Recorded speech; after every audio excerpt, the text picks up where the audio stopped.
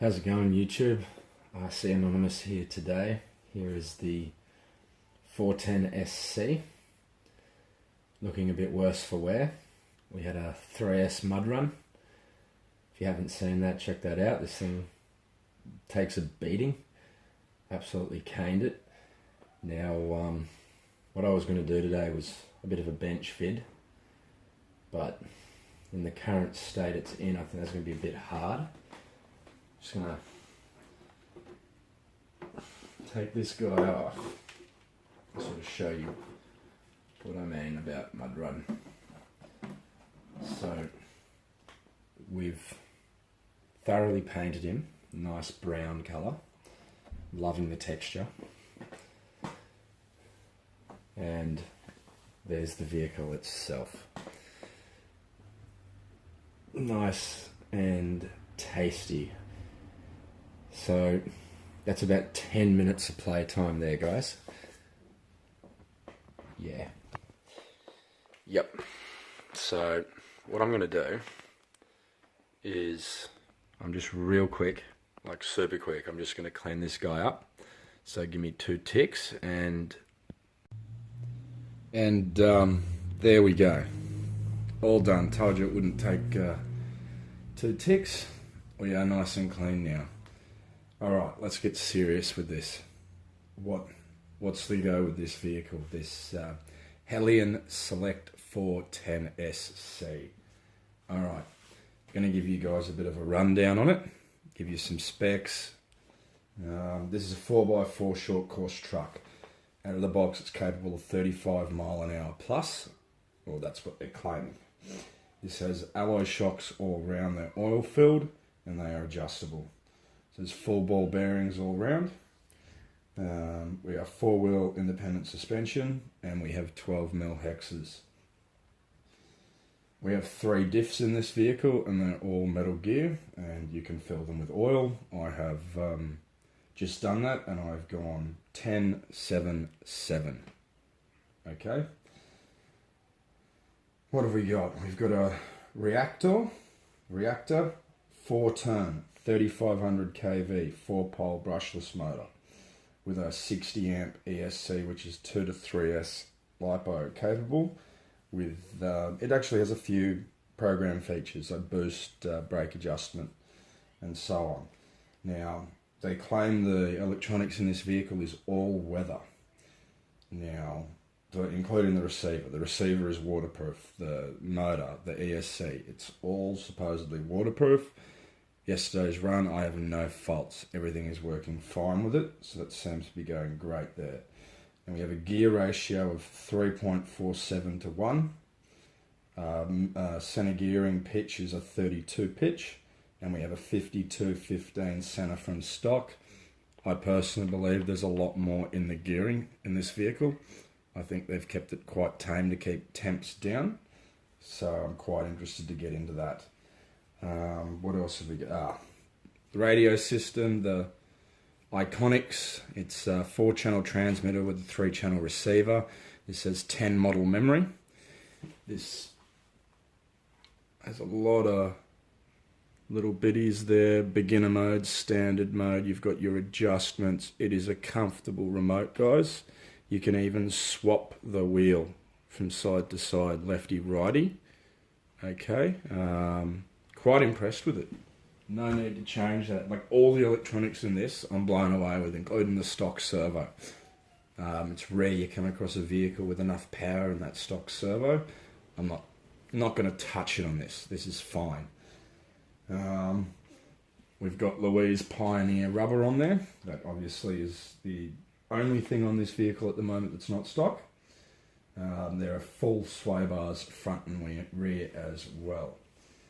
Okay, so let's get the body off and then we'll have a little look-see underneath. Okay, so we're nice and clean. I like this net thing.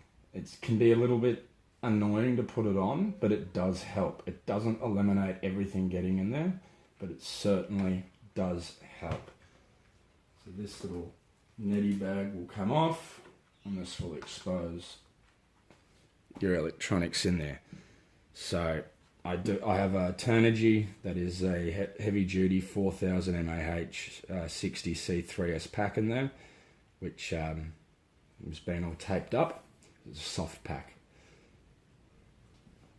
Now, durability. These rear body posts keep coming off. So if you just see in there, you can see the silver. I've added a washer on each side to stop these just pulling out. They just pull up and out. That's the only thing that's been going wrong with this vehicle so far. And I snapped one of the stock battery straps, the select straps. It just broke on me right there, so I've had to replace that. All in all, I'm very impressed with the vehicle at this stage. This would definitely suit a beginner, even up to intermediate. Thing drives well. There is you get quite a bit of adjustability here. If you look at these front arms, we've got quite a bit in there. We've got adjustable turnbuckles all around. It was a bit, I've got to say, plastic drive shafts. Once upon a time I had a Traxxas Emax 3908, and I haven't been a fan of plastic drive shafts ever since. Though on 3S, no issues so far. No issues so far. There's a lot of alloy straight off the bat on this guy. Around your bulkhead, you've got like bracing, which is pretty cool. The shocks are nice. I've done the shock oil.